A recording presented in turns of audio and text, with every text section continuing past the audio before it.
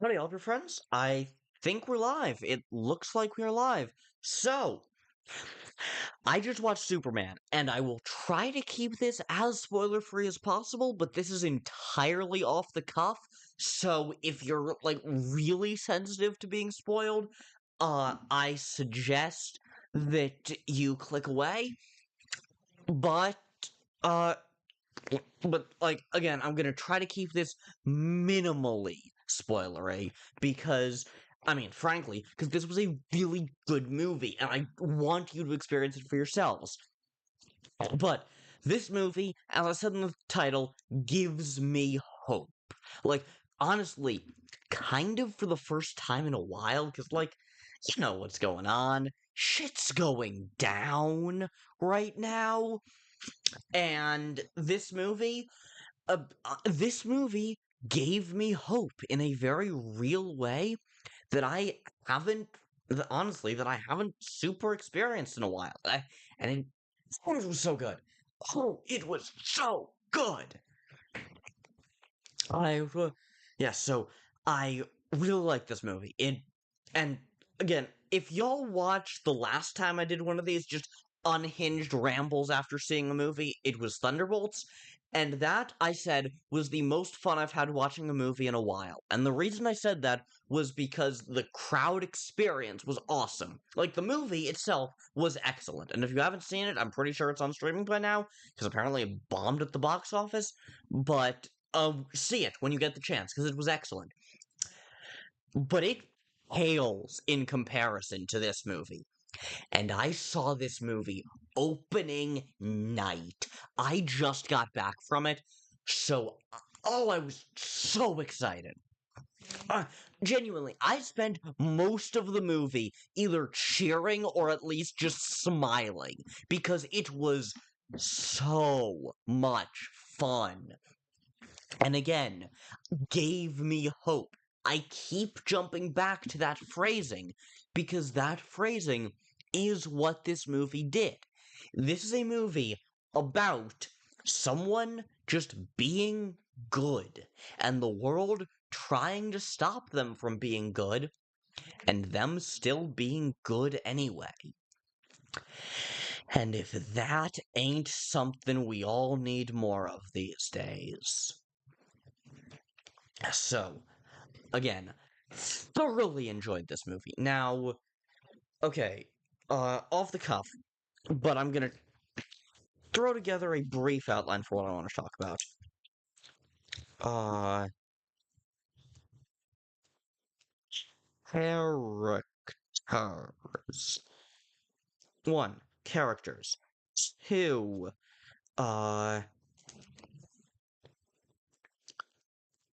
hang on a second.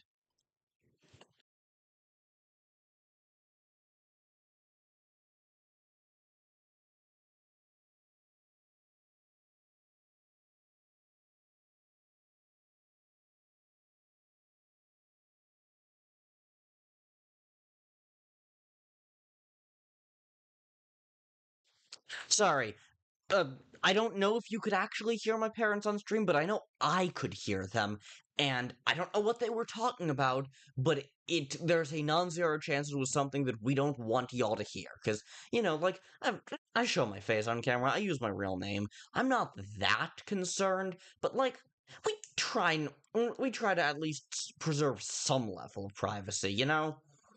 So, okay. Characters. Uh,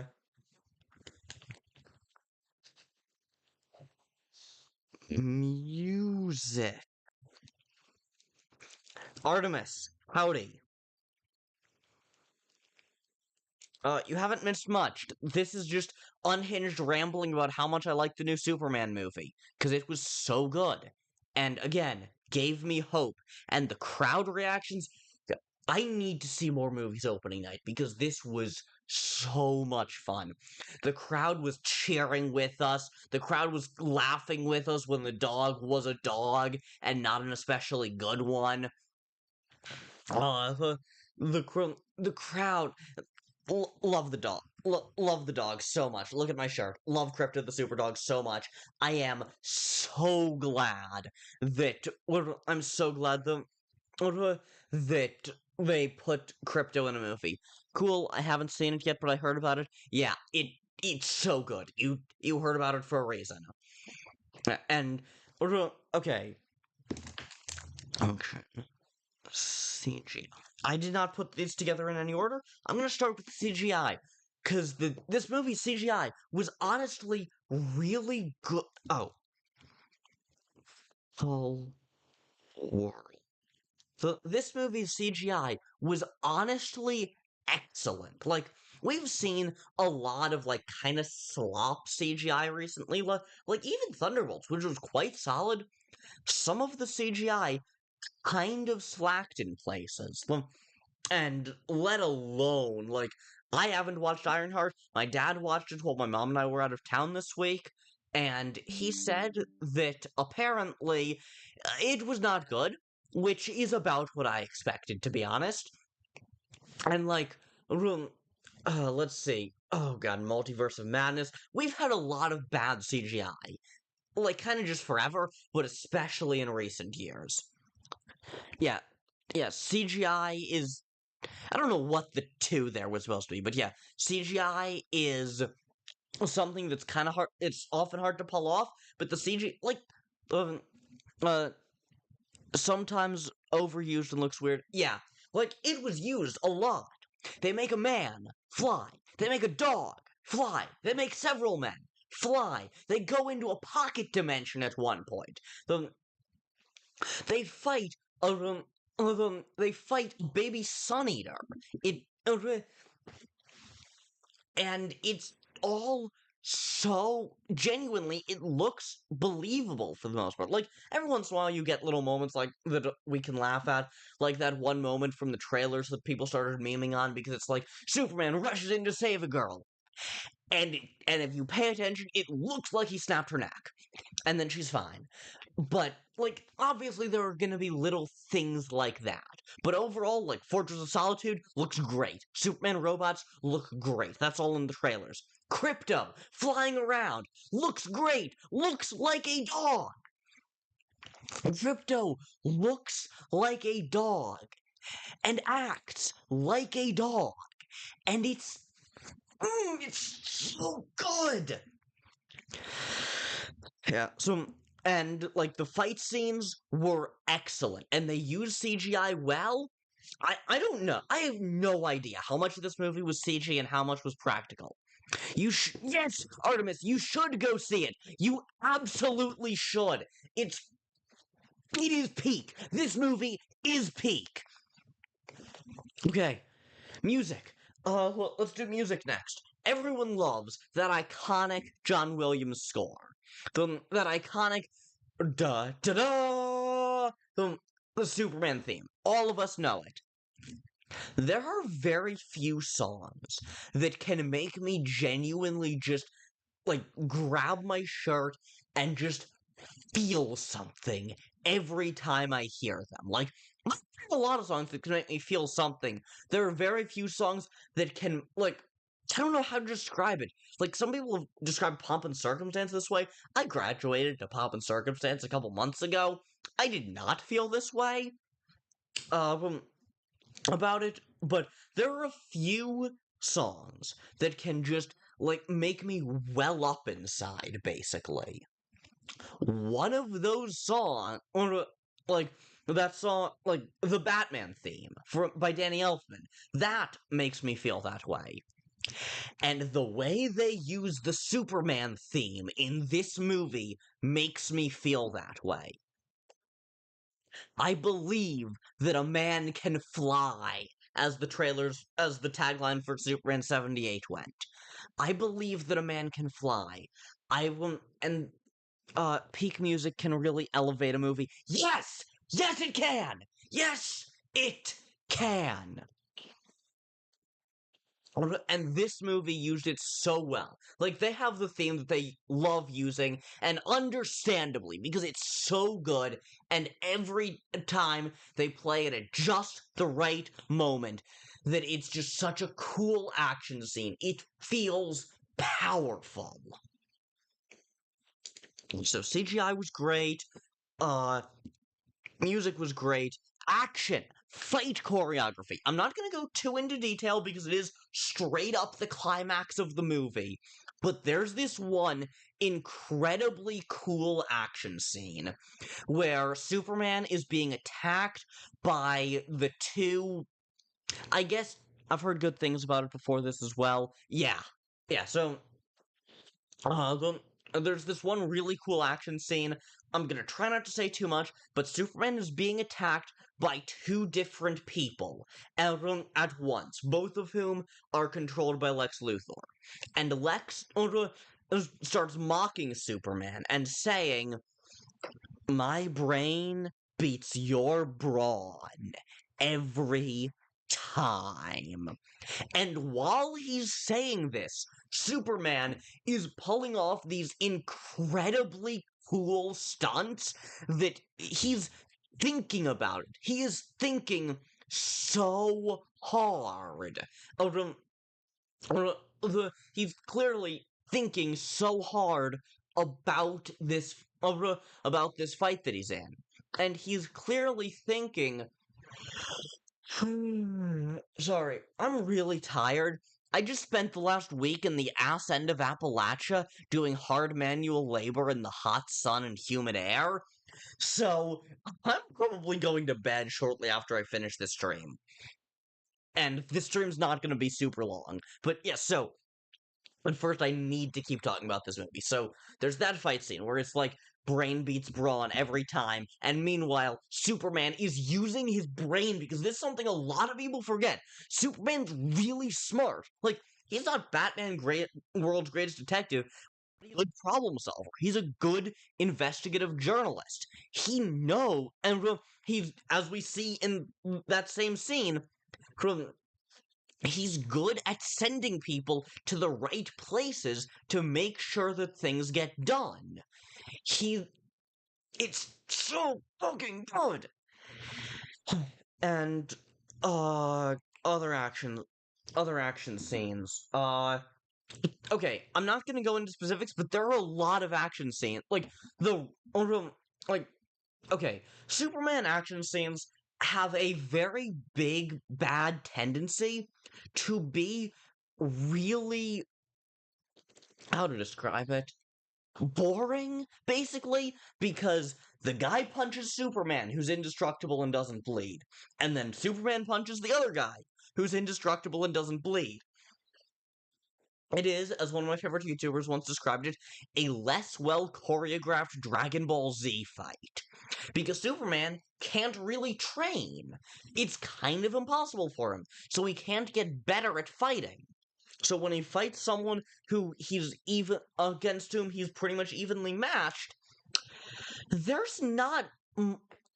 If he fights someone against whom he's evenly matched power-wise, but they have more combat skill, then that's kind of all he's good for. So Superman fight scenes can get kind of boring if it's just one indestructible person versus another indestructible person, and if the other guy's not indestructible, Superman wins. But this movie gives us a lot of action scenes that are like, Superman's fighting a group and has to deal with that. Superman's fighting a couple of people with really weird power sets and has to deal with that. Superman's fighting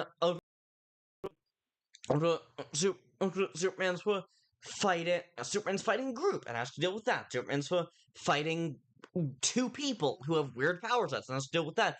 And there's also a lot of scenes that are just like Superman versus environment. It's man versus nature, except nature is the city of Metropolis. And he has to deal with the fact that he's in this city. Or it's like Superman plus a few other heroes. I love, like, keeping the actions. Yes, exactly! Like, okay, if you go to a Jackie Chan movie, you expect fight scenes.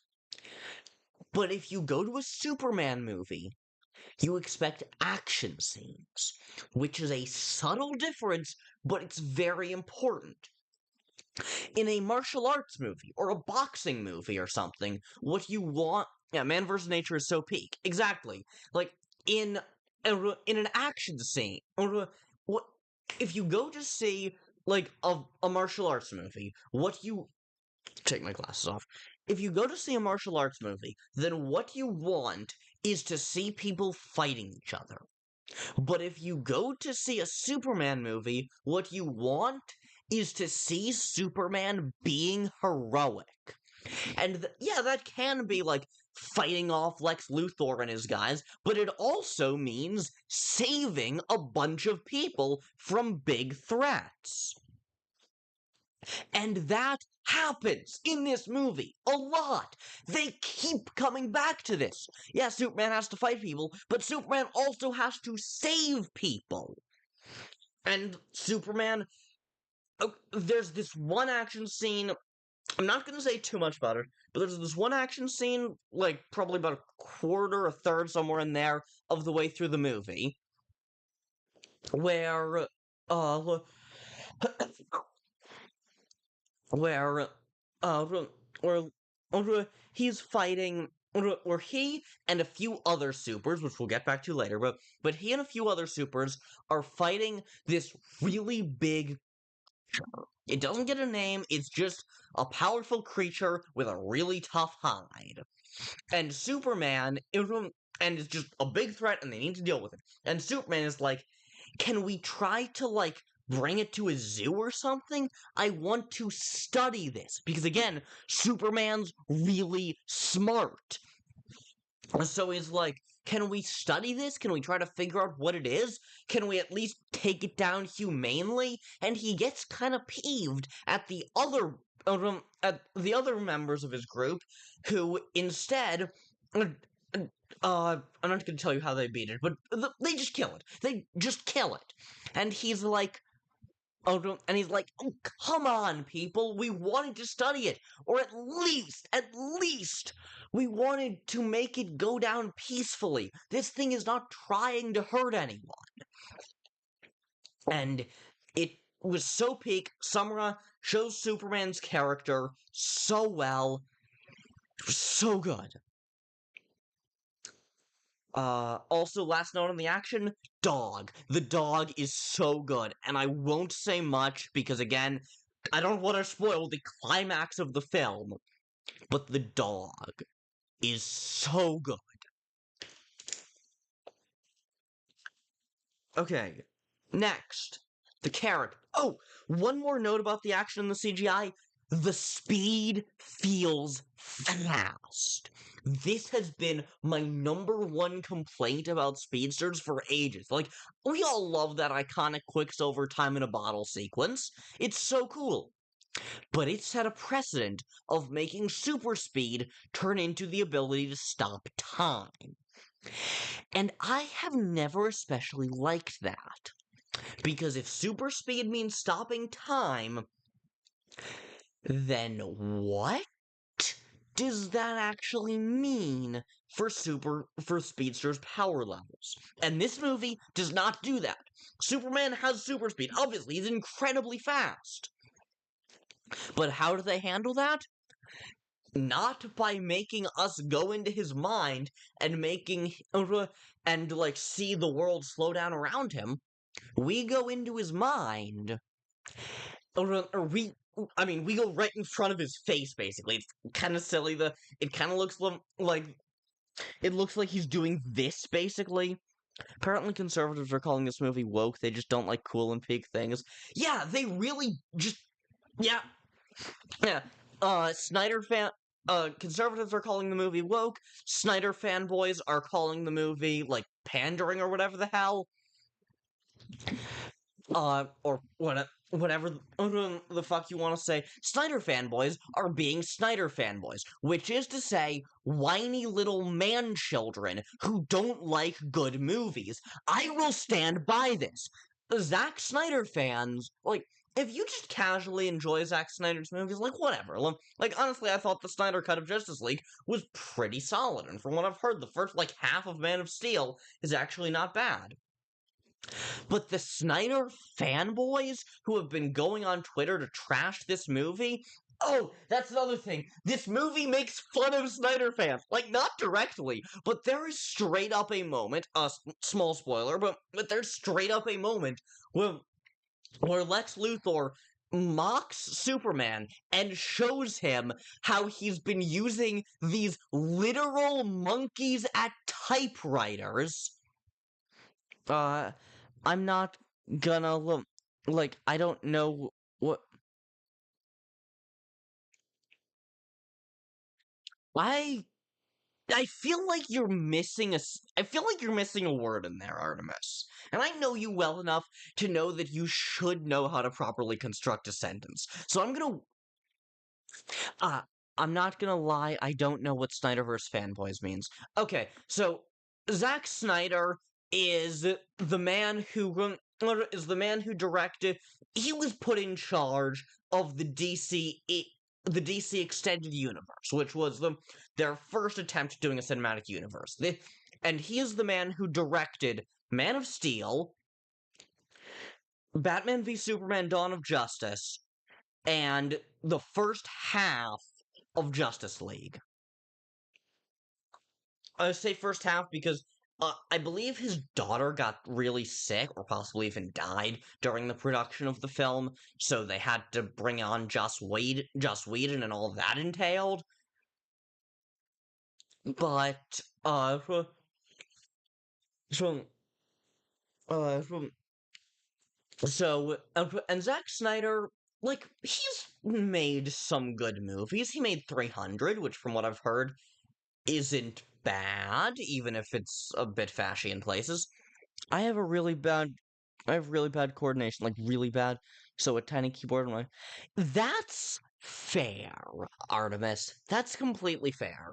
But yeah, so Zack Snyder, basically, Zack Snyder wrote a bunch. He made a bunch of DC movies that I don't especially care for, and his fanboys get very aggressive. Like, they were going on Twitter months before this movie came out, mocking it for silly stuff in the trailers. Like, they were mocking the jokes in the trailers as being movie made for morons. And I think that kind of tells you everything you need to know about them.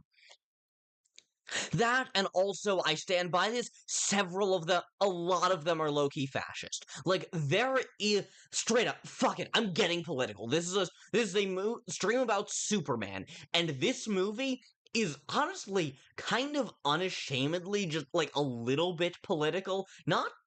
Doesn't scream in your face about it or anything, but, like, it takes a stance about some shit in the Middle East, and that's as much as I'll say, but it does. So, fuck it, I'll talk about this.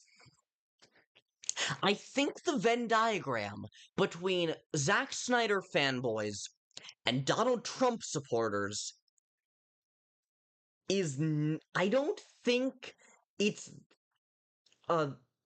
this is the Snyder fanboys. I don't think it's that wide a gap. Yeah, imagine being a fascist, seriously. Yeah, so, yeah, Zack Snyder fanboys, I don't like them. If that wasn't obvious, I don't like them. Also, if anyone else is watching this other than Artemis, like if you're watching the VOD or anything, this is just going to be my opportunity to say, Donald Trump is a fascist. He is a piece of shit, and if you support him, so are you. Anyway, back to Superman.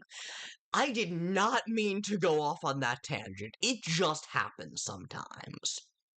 So, yeah, going back quite a bit. The speed in this movie felt really fast, and it was great. The speed in this movie felt really fast, and it was great. Next up. Let me grab my pen that I dropped, and then characters. The characters in this movie were Donald Trump was on Epstein's island for sure, but MAGA people's. Yep, yep. All right. Artemis. We did the short political rant. Now back to talking about Superman. Let's talk about something fun again. All right. Characters. The characters in this movie are so peak. Superman is just unashamedly a person who wants to help people. That is his fundamental thing. That is the number one thing he cares about. He wants to help people. Clark Kent, good old farm boy from Kansas, wants to help people. That is his number one goal.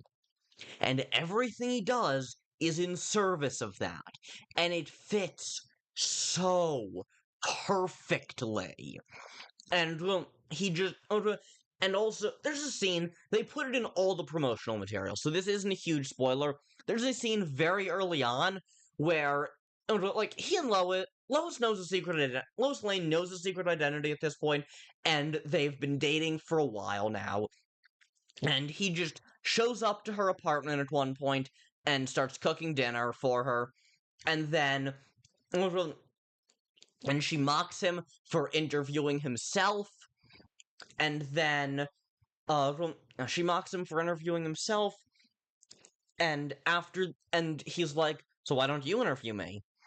And she does. She interviews him as Superman, and he expects it to be like kind of a softball thing, and then she goes straight for him, and it's so good. And I described it in the car on the way home as it is the natural evolution of I Like Pink Very Much, Lois.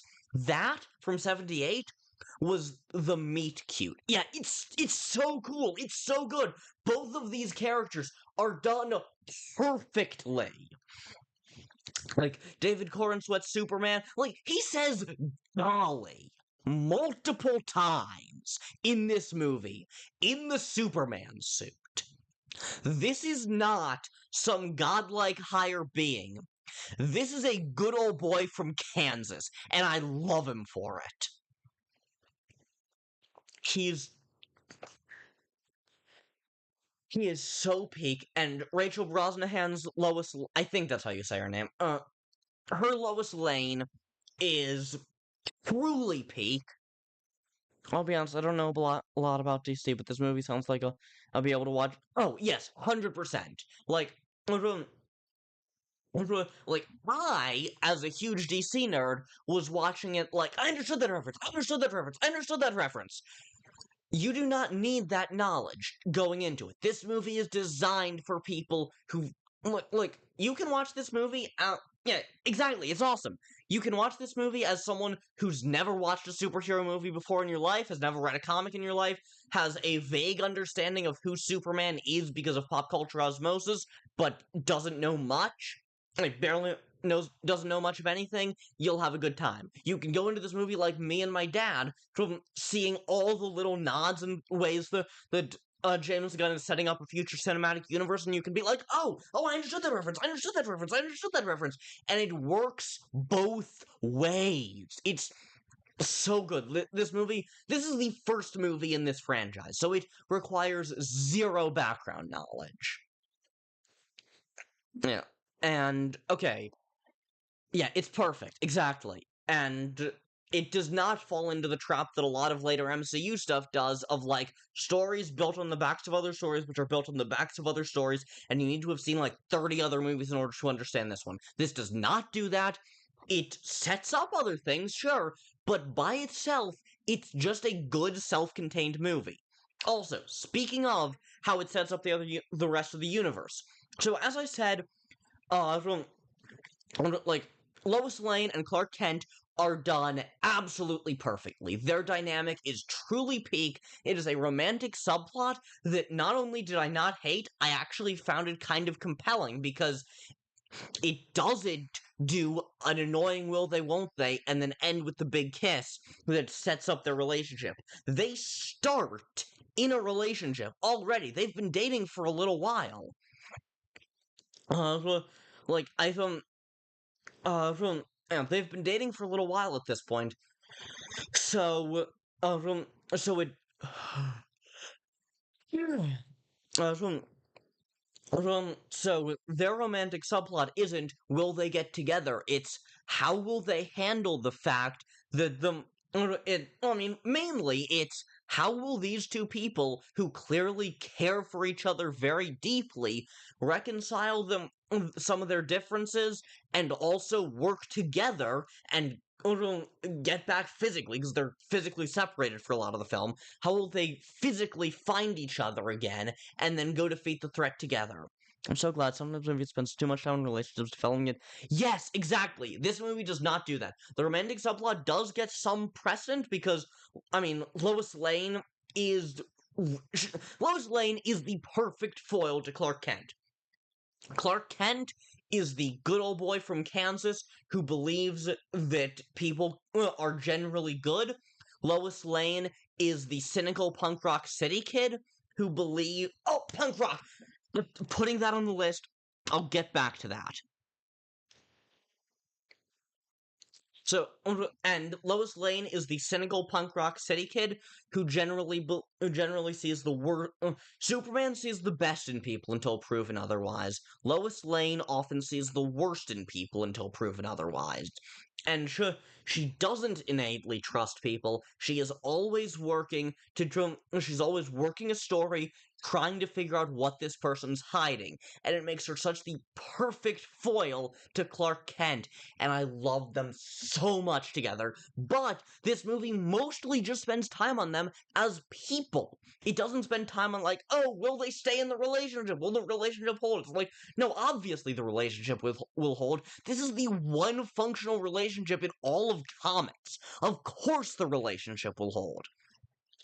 The question becomes, how will they handle these future problems together?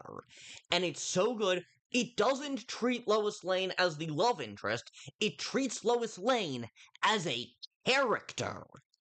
And it's amazing. Now, again, those two are peak. Next up, the other supers. This movie has 3 other supers, plus a few walk-ons. But mainly, this movie has 3 other supers. It has Guy Gardner as Green Lantern, it has Hawkgirl, and it has Mr. Terrific. I'll go in order of least to most importance. Hawkgirl has basically no screen time. She gets one really badass moment, and one really cool, and one just fun scene interacting with the rest of the supers. But otherwise, she's mostly just a background extra. Then Guy Gardner, who you don't know much about DC, but Guy Gardner is the most punchable Green Lantern. There is this super iconic moment from from some Justice League comic where Guy Gardner is being really annoying and Batman takes him out in one punch, and it's great. And Guy Gardner is so annoying, but he's also a hero when he needs to be. When the time calls for it, Guy Gardner can be really heroic. And that is what this movie nails for him. He's really heroic, but he's also such a jackass. And most screen time is given to Mr. Terrific, who is just cool, he's very competent, he gets a decent amount of characterization, but not too much. He does not detract from any of the other characters, but he adds to them. He gives Lois the opportunities to show off who she is. The most important characters in this movie by far are absolutely... Guy Gardner is like Agamemnon. From what I remember about Agamemnon, yeah, sounds about right. Except more heroic, because, like, I don't know much about him, but from what I've observed, Perseus is kind of the only Greek hero who actually fits the modern definition of hero. But, yeah, so, Guy Gardner is really annoying, but also heroic, and this character fits that to a T. And then Mr. Terrific is given, he's pretty competent, he's very smart, but he does not detract from any of them. He sets up a few really good character moments for Lois, and then lets her be important. Lois Lane and Clark Kent are the two most important characters in this movie. Jimmy Olsen gets a lot of screen time, which I'm so grateful for. The Snyder movies did him so dirty. But, look, Jimmy Olsen gets some good screen time. There are references to Superman 78 that are fun. I understood those references, but also, like, their characters get some amount of screen time. Yeah, Jimmy Olsen gets screen time, the other supers get screen time, but it is mainly about, it was mainly about Superman and Lois Lane. Now, you'll know me. I would be remiss if I did not bring up the villain. The villain. Lex Luthor. You know him, you love to hate him, he's every sleazy tech billionaire. And in a world where sleazy tech billionaires now run our goddamn country, it was so satisfying watching that pathetic whelp crumble. He does not overstay his welcome by any means. They do not even try to make him sympathetic at all. They just make him boastful, egotistic, fucking infuriating, absolutely hates Superman, and so... Okay, thank you. I would say Agamemnon is heroic, exactly. Very important to the Trojan War. Fair enough. Yeah, hate billionaires so much, and it was so satisfying seeing Superman wipe that smug grin off this jackass's face. And, you know what, no, that's a moment that I'm not even gonna... There was a... Suffice to say, he gets his comeuppance. That's all I will say. He gets his comeuppance. And it's so good.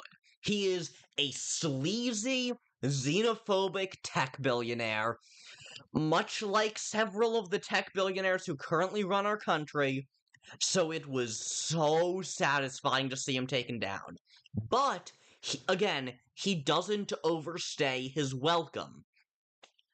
He is in this movie for exactly as long as he needs to be. Yeah, giving Elon, except more competent. So much more competent than Elon Musk. But yeah, giving Elon. Yeah, what else? Just, like, more charismatic. Like, obviously, he's a piece of shit, and we all hate him. But also, like, Elon Musk is so incredibly uncharismatic. He and Donald Trump, I don't know how. This is the last time I'm gonna get super political. I swear. Donald Trump and Elon Musk are some of the most anti-charismatic people I've ever seen. How the fuck they managed to sway so many people is beyond me. Lex Luthor is a lot more charismatic. And which makes his which makes his fall from grace even better. What else? Okay, yeah. I made an Olivia...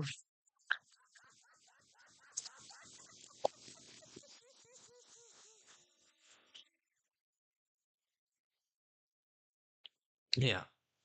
Lex Luthor, evil supervillain, handled excellently.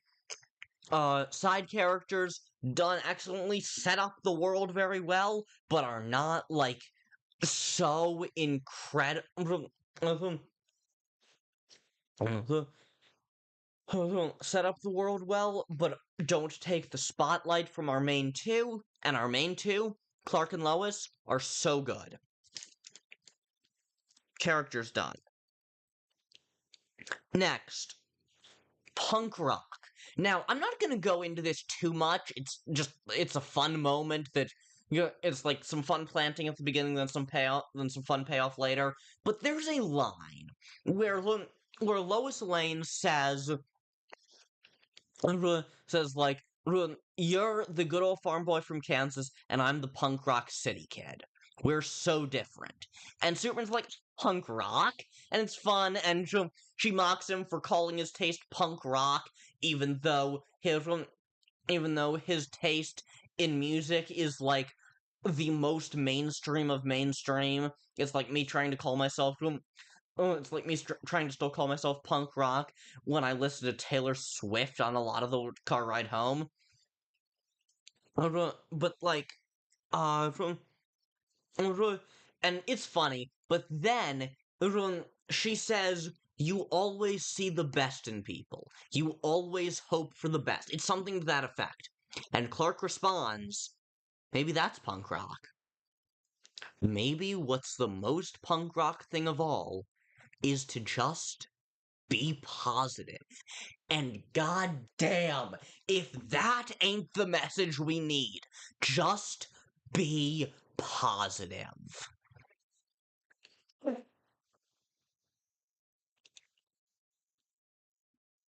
And probably the last thing I'm gonna bring up, unless I think of something else, is this movie does not fall into the trap of superheroes and empty worlds.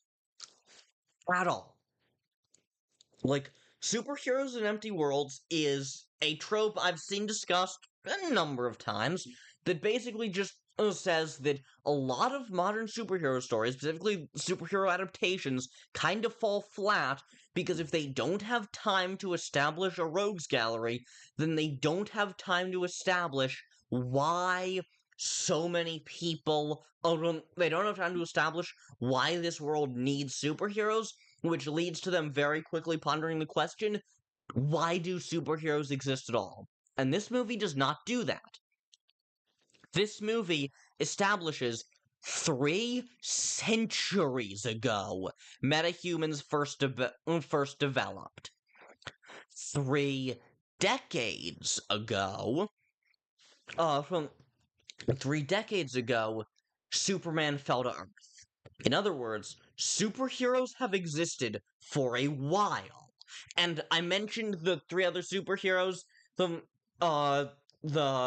Guy Gardner, Puck Girl, and Mr. Terrific. And there are also a couple of walk-on cameos that are fun. I won't spoil them.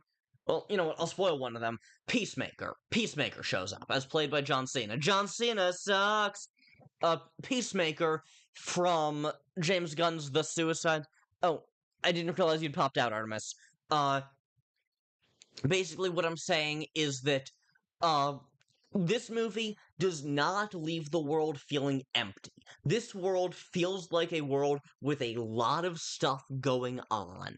There are a lot of superheroes in this world. And this world feels like it needs all of the superheroes it has. Because there are a lot of threats. Like, there's just this one moment where like Superman just confronted Lex Luthor before returning back to his and Lois's apartment. It's unclear whether they share the apartment or if him love when the world building is peak. It doesn't like go too hard or anything. It just establishes as much as it needs to and no more. And one of the things it establishes is that shit just happens in this world.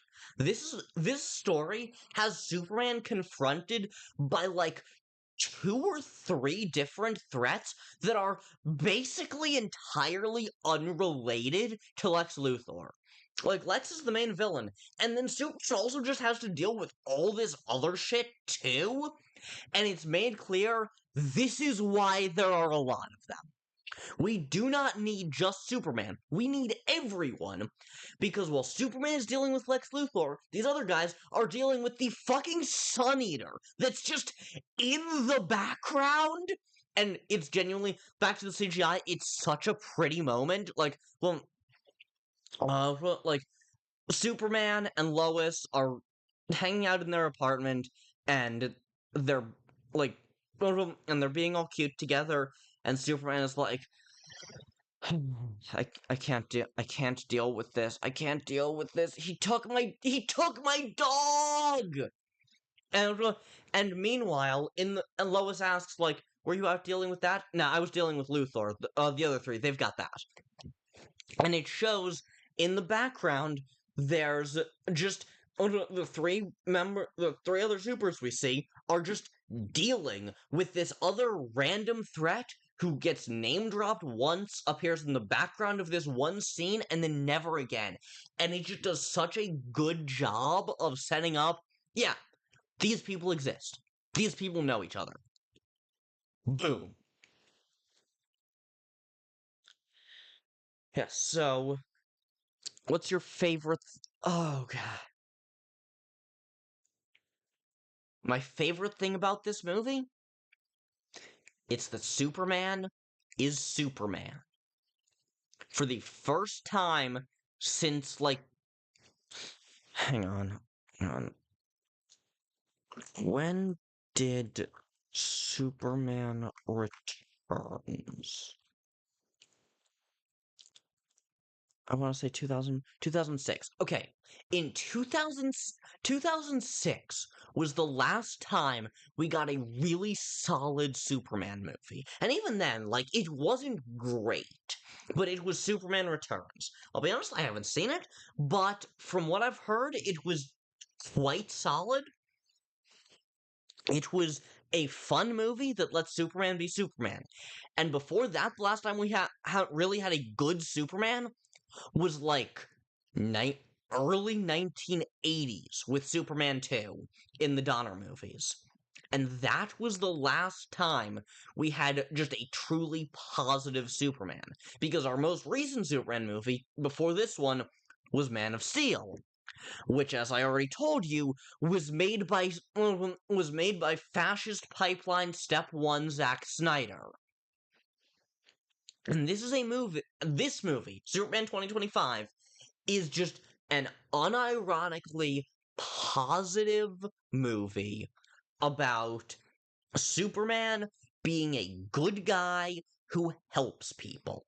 And that is this movie's core philosophy. Yeah, so glad Superman is finally back, and we love him. We love him for it. And, like, I say we haven't had good Superman in a while. We've had good Superman on TV. Superman and Lois is truly excellent, captures the spirit of the character so well. My Adventures with Superman is animated, animation is so peak, captures the spirit of the character so well. It's really fun, but nothing quite compares to but the and those two TV shows are excellent. And if you like this movie, I encourage you to check them out.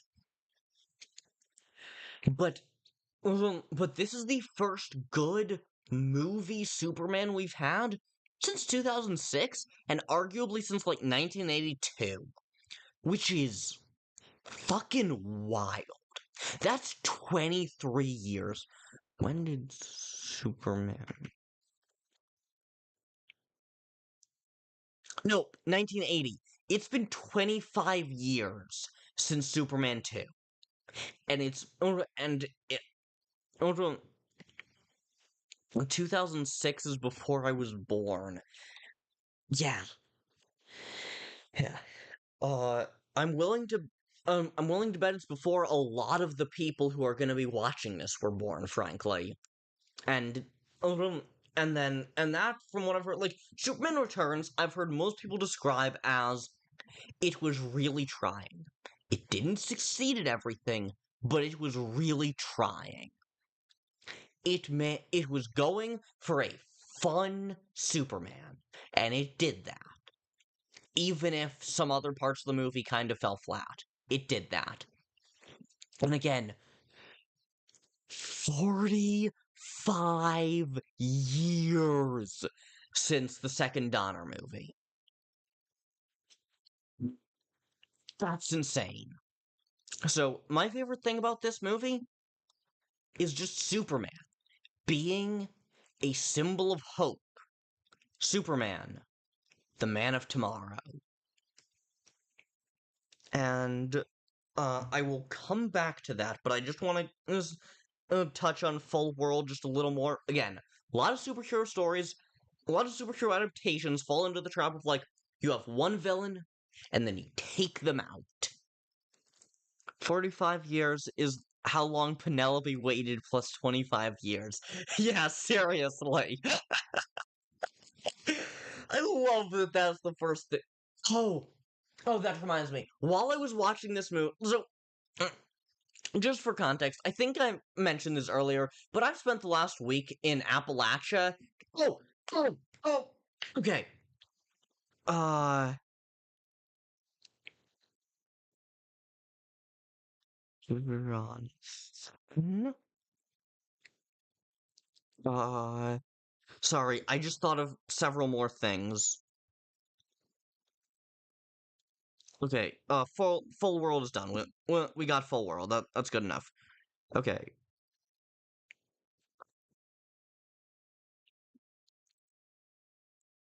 Okay, so I've spent the last week in Appalachia. It's like an 6 to 8 hour car ride home, and from so we got home and then went directly to the movie theater. We barely even had time to unpack. On the car ride home, we spent a while listening to Epic the Music. We listened to the entirety of Act 1.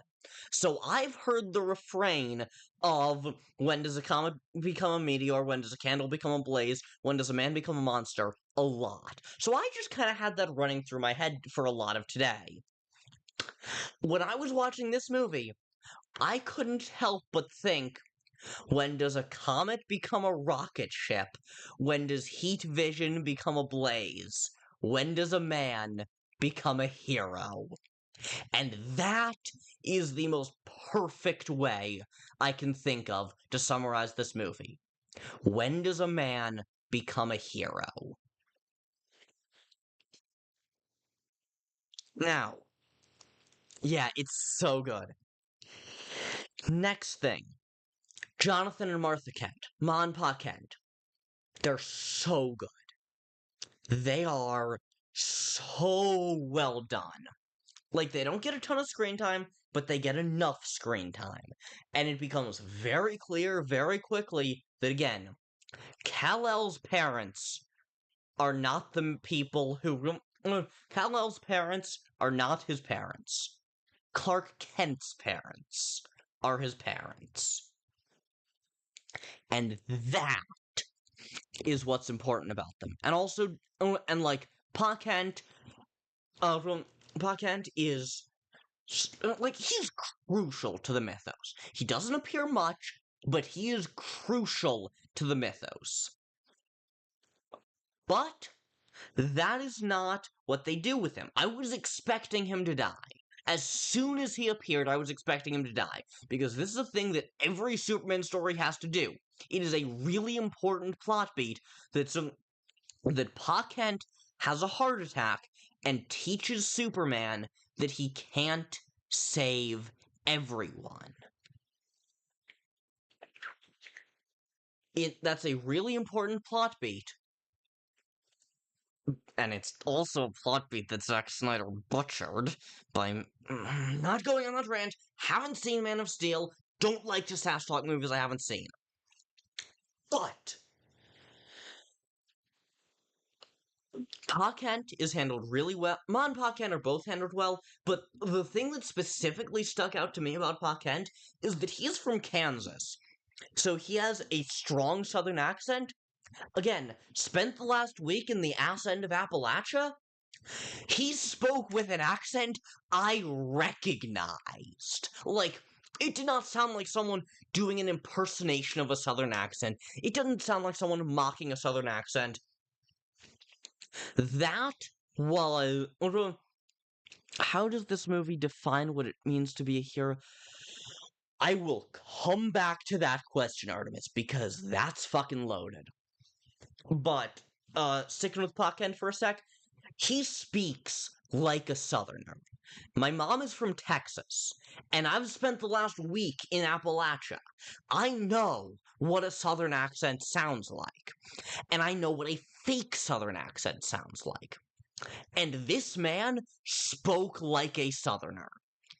And genuinely, I loved it so much. As soon as I was watching him and I clocked, wait a sec, I recognize that. Do I have a goose egg on my. Huh. I have a small goose egg on my head. Wonder what that was from. Anyway, sorry, whatever. But as soon as I clocked. As soon as Podcan started speaking, I was like, hang on a sec. Hang on a sec. I've been hearing this accent for the last week.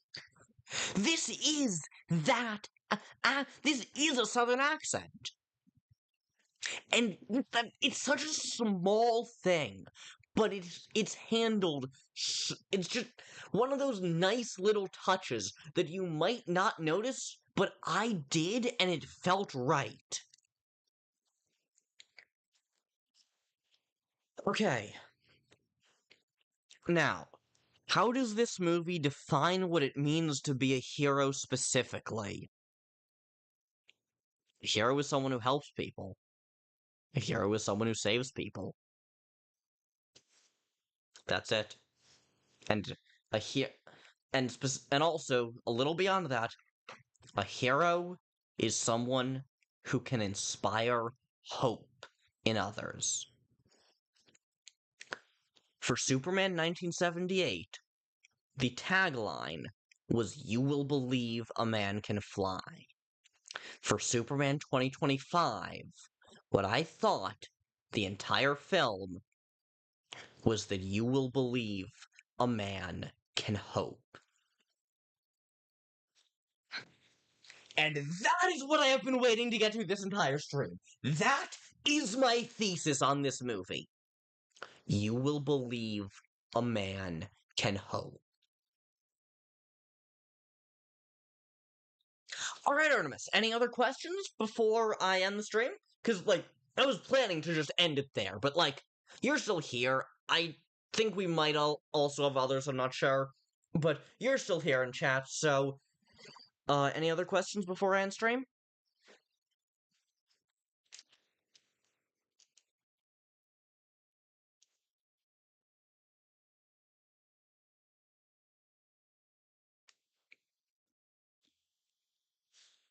Could a hero be considered morally bad by any standards? That is actually one of the points of conflict in this film. Superman is deadfastly certain that he is always doing the right thing by trying to save the most lives.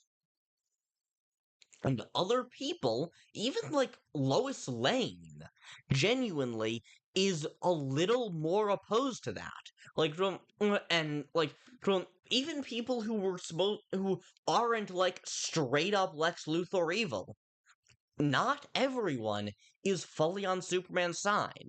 Some people are like, you shouldn't have gotten involved in international diplomacy. You shouldn't have gotten involved like that. Just leave that to the foreign ambassadors.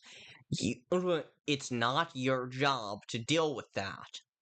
And Superman is always like, it's my job to save people. But not everyone agrees with him on that.